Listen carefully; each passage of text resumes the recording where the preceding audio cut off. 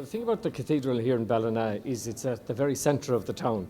A lot of cathedrals actually aren't around the country, but Ballina, the cathedral, is at the centre of the town and everybody passes it every day, which is really very important.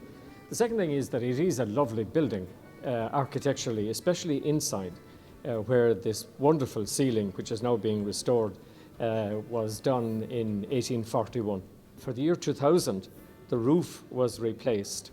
And now, of course, 15 years later, we have to look at the ceiling. But they didn't know in the year 2000 that the ceiling was as badly decayed as in fact it is. The cathedral will be 200 years old in 12 years' time.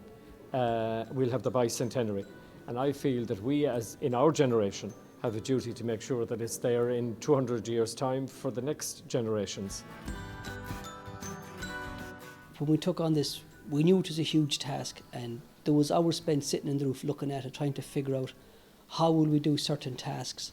Certain elements of it were hidden behind the plasterwork, and that had to be calculated and figured out before you start doing any work. How can I do it? The plan here is that when we leave, nobody will actually realise what we've done.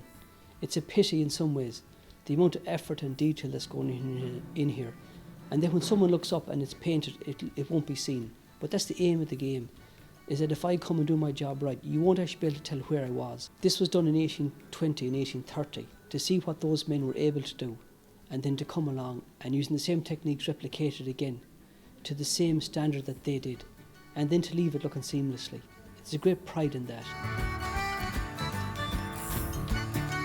George O'Malley, who did all the ceilings, the plasterwork on the ceilings in St. Mel's.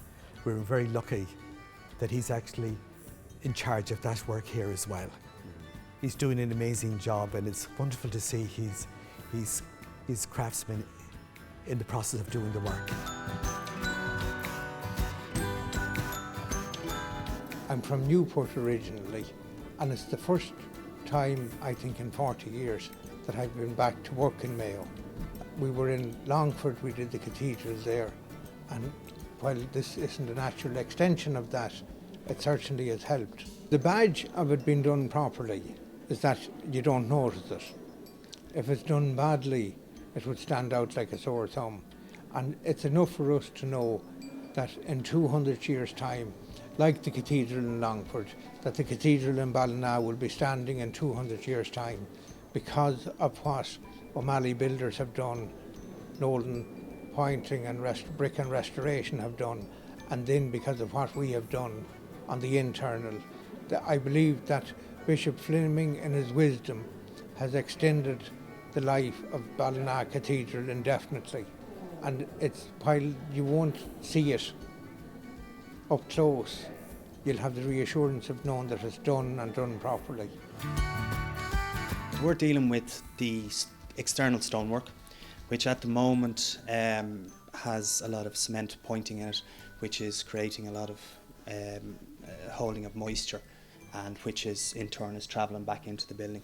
So if we don't deal with the outside, all this beautiful work that George is doing on the inside, which is absolutely exceptional, will go to waste.